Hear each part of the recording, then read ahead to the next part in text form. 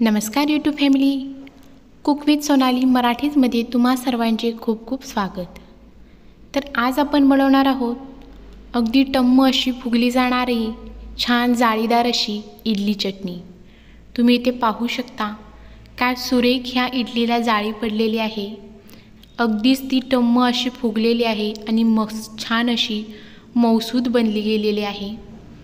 तुम्ही इथे पाहू शकता काय सुरेख ही इडली चटणी दिसत आहे। रेसिपी संपूर्ण टिप्ससह मी तुमच्यासोबत इथे शेअर केलेली आहे, तर व्हिडिओ कुठेही स्किप न करता संपूर्ण रेसिपी तुम्ही इथे पहा। तुम्ही व्हिडिओमध्ये पाहू शकता किती स्पॉन्जी ही इडली बनली गेलेली आहे। वेळ न वाया घालवता चला तर रेसिपीला सुरुवात करूया।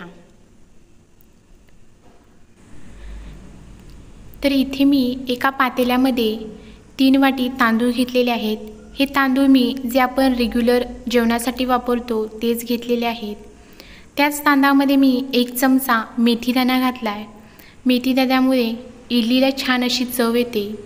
आता आपण हे तांदूळ स्वच्छ 2 ते 3 वेळा धुवून घेतलेले आहेत। आता याच्यामध्ये तांदळाच्या वरती येईल इथपर्यंत आपल्याला हे असं पाणी घालायचं आहे।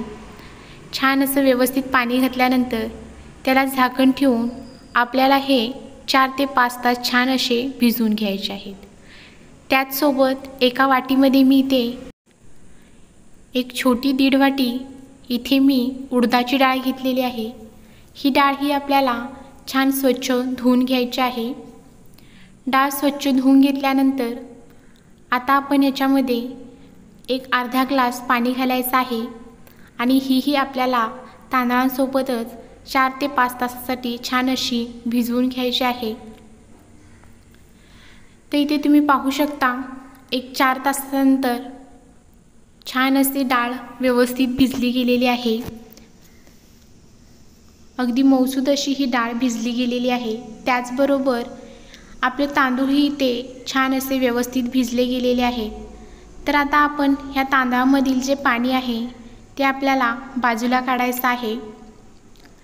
इथे मी तांदूळ आणि डाळी दोन्हीमधील पाणी बाजूला काढून घेतलेलं आहे।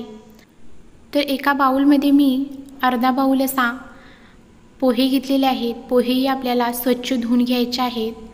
हे पोहे वापरताना आपण जेव्हा हे तांदूळ मिक्सरला वाटणार आहोत त्यावेळेलाच हे स्वच्छ धुवून घ्यायचे आहेत। तर एका मिक्सरच्या भांड्यामध्ये थोडेसे तांदूळ घालून त्याच्यामध्ये लागलंच तर थोडंसं पाणी घालून आपल्याला हे छान असं व्यवस्थित असं हे पीठ आपल्याला मिक्सरला वरवरीत असं हे बारीक करून घ्यायचं आहे। तुम्ही ते व्हिडिओमध्ये पाहत असाल। आपण जेव्हा डोसे बनवतो त्यावेळेला एकदम स्मूथ असं हे पीठ बनवलं जातं, पण इडली बनवताना थोडंसं वरवरीत पीठ असलं पाहिजे, त्याच्यामुळे छान अशी जाळीदार इडली आपली बनली जाते। तर इथे तुम्ही पाहू शकता या पद्धतीने मी सर्व तांदूळ इथे वाटून घेतलेले आहेत। आता आपण त्याच मिक्सरच्या भांड्यामध्ये आपण जी उडदाची डाळ घेतली होती तीही छान बारीक अशी वाटून घेणार आहोत। तर इथे उडदाची डाळ ही व्यवस्थित अशी बारीक करून घेतलेली आहे। ही आपण त्या पातेल्यामध्येच घालायची आहे। त्याच पद्धतीने आपल्याला इथे पोहेही वाटून घ्यायचे आहेत। तर पोहेही आपण इथे छान असे बारीक वाटून घेतलेले आहेत। याच पद्धतीने आपल्याला सर्व साहित्य हे असं वाटून घ्यायचं आहे। इथे मी त्याच मिक्सरच्या भांड्यामध्ये एक अर्धी वाटी भात घेतलेला आहे, तो पण छान आपण इथे मिक्सरला वाटायचा आहे। ही अशी भाताची पेस्ट करून घातल्यामुळे पीठ यायला खूप छान मदत होते आणि पटकन पीठ आलं जातं। त्याचबरोबर इडली ही छान अशी फुलली जाते। तर आता हे सर्व साहित्य व्यवस्थित मिक्स करून घेऊया। आता हे पीठ व्यवस्थित मिक्स केल्यानंतर चवीनुसार मीठ घालून घेऊया।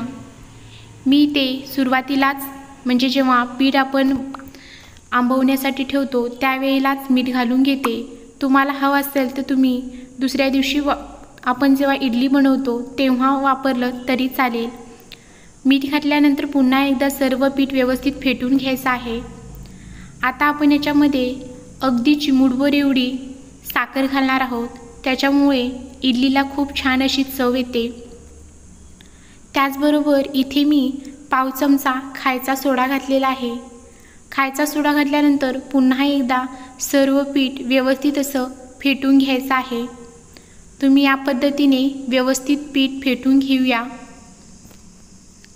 बघा, आपल्याला हे पीठ जास्त पातळ बनवायचं नाही आहे। या कन्सिस्टन्सीमध्येच आपल्याला हे पीठ आंबवण्यासाठी ठेवायचं आहे। व्यवस्थित पीठ फेटून घेतल्यानंतर आता आपण याच्यामध्ये झाकण ठेवून आपल्याला हे 5 ते 6 तासासाठी असंच बाजूला ठेवायचं आहे। तुम्हाला जर सकाळी नाश्त्याला बनवायचे असतील तर तुम्ही हे पीठ रात्री बनवून ठेवला तरी चालेल। वाव, तुम्ही इथे पाहू शकता काय सुरेख इथे पीठ आलेलं आहे। अगदी पातेल्याच्या बाहेर ओतू जातं इथपर्यंत हे पीठ असं छान आलेलं आहे। तर आता इथे एका पळीच्या सहाय्याने किंवा चमच्याच्या सहाय्याने व्यवस्थित पीठ एकदा सर्व मिक्स करून घेऊया, जेणेकरून आपलं पीठ हे सर्व एकजीव असं छान असं बनलं जाईल। आपण एकदम घट्टसर असं पीठ हे आपलं आंबट ठेवलेलं होतं, तरीसुद्धा अगदी या कन्सिस्टन्सीमध्ये हे पीठ बनलं गेलेलं आहे। आता आपण इथे इडली पात्र घेणार आहोत। इडली पात्राला ब्रशच्या साहाय्याने थोडंसे मी इथे तेल लावून घेतलेलं आहे। तर आता आपल्याला जेवढी मोठी किंवा छोटी इडली बनवायची असेल त्या पद्धतीने तुम्ही या इडली पात्रामध्ये पीठ घालून घ्यायचं आहे। मी हे भांडं नवीनच घेतलं होतं, त्याच्यामुळे मी सुरुवातीला अगदी थोडंच पीठ घातलेलं आहे। अशा छान छान रेसिपींसाठी माझ्या चॅनलला सबस्क्राईब आणि लाईक करा, त्याचबरोबर व्हिडिओ शेअर करा व बेल आयकॉनचे बटन दाबा, म्हणजे माझ्या सर्व रेसिपींचे नोटिफिकेशन तुम्हाला मिळत जाईल।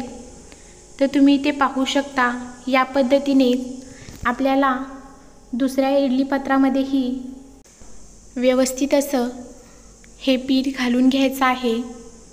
दोन्ही प्लेटमध्ये व्यवस्थित हे पीठ घातल्यानंतर तुम्ही इथे पाहू शकता मी कढईमध्ये एक तांब्या पाणी गरम करण्यासाठी ठेवलं होतं, त्याला छान अशी उकळी आलेली आहे। तर आता आपण याच्यामध्ये जे इडलीच्या प्लेट आहेत त्या घालून घेणार आहोत। ह्या प्लेट अगदी व्यवस्थित याच्यामध्ये बसवायच्या आहेत। कढईमध्ये इडलीच्या प्लेट ठेवल्यानंतर त्याच्यावरती झाकण ठेवायचं आहे आणि झाकण ठेवल्यानंतर गॅसची फ्लेम मीडियम ठेवून आपल्याला ह्या इडल्या शिजवून घ्यायच्या आहेत। एकीकडे इडल्या शिजतात तर आपण दुसरीकडे चटणी बनवायला घेऊया। त्यासाठी मी इथे घेतले ओलं खोबरं, 2 हिरव्या मिरच्या, लसूण, आलं आणि फुटाण्याची डाळ किंवा भाजकी डाळ। आता आपण ह्याच्यातील थोडं साहित्य काढून ह्याचं आपण 2 वेळेला वाटण करून घेऊया, कारण इथे माझ्याकडे छोटं भांडं आहे। तुमच्याकडे जर मिक्सरचं भांडं मोठं असेल तर तुम्ही सर्व साहित्य एकदाच बारीक करून घेतलात तरी चालेल। तर मी इथे 2 बॅचमध्ये छान अशी चटणी वाटून घेतलेली आहे। अगदी छान अशी बारीक आपल्याला ही चटणी वाटून घ्यायची आहे। तर आता वाटलेली चटणी एका पातेल्यामध्ये काढून घ्यायची आहे। या पद्धतीनेच आपल्याला ही चटणी व्यवस्थित अशी बारीक वाटून घ्यायची आहे। आता याच्यामध्ये चवीनुसार मीठ घालून घेऊन पुन्हा एकदा चटणी व्यवस्थित मिक्स करून घेऊया। तडक्या पॅनमध्ये 1-2 चमचे तेल गरम करून घेतले, त्याच्यामध्ये घालायचे आहे मोहरी तडतडली की घालायचं आहे जिरे छान फुलले गेले की घालायचा आहे कढीपत्ता, त्याच्यानंतर घालायचं आहे हिंग, त्याच्यामध्ये घातल्यात मी इथे एक ओली मिरची पिकलेली आहे तीच घातलेली आहे, तुमच्याकडे सुक्या असतील तरी घातल्यात तरी चालेल। तर आता ही कडकडीत अशी ही फोडणी चटणीवरती ओतून चटणी पुन्हा एकदा व्यवस्थित अशी मिक्स करून घ्यायची आहे। तुम्हाला जर पातळ चटणी हवी असेल तर तुम्ही याच्यामध्ये थोडंसं पाणी ॲड करू शकता। तर इथे आपली परफेक्ट अशी चटणी तयार आहे आणि दुसरीकडे तुम्ही पाहू शकता इथे इडल्याही आपल्या तयार आहेत। तर आता ही इडलीची प्लेट आपण बाजूला काढून घेऊया। दोन्ही इडलीच्या प्लेट बाजूला काढल्यानंतर आता आपण याच्यातील इडली व्यवस्थित अशी काढून घ्यायची आहे। त्याच्यासाठी तुम्ही इथे चमच किंवा सुरीचाही वापर करू शकता। तर इथे तुम्ही पाहू शकता अगदी व्यवस्थित अशी ही इडली बनली गेलेली आहे। अजिबात ही इडली आपल्या ज्या इडली पात्राला चिकटलेली नाही। तुम्हीही या पद्धतीने एकदा इडली नक्की ट्राय करा, तुम्हाला नक्की आवडेल। तर तुम्ही इथे पाहू शकता अगदी जाळीदार अशी ही इडली बनली गेलेली आहे आणि छान स्पॉन्जी झालेली आहे, मऊसूत अशी। तर आता संपूर्ण इडल्या याच पद्धतीने आपल्याला बनवून घ्यायच्या आहेत। रेसिपी आवडली असेल तर चॅनलला सबस्क्राईब आणि लाईक करा, त्याचबरोबर व्हिडिओ शेअर करा। तुम्ही ही रेसिपी एकदा घरी नक्की ट्राय करून बघा आणि व्हिडिओ पाहिल्यानंतर कमेंट करायला विसरू नका। कमेंटमध्ये सांगा इडली चटणी कशी बनली गेली। धन्यवाद।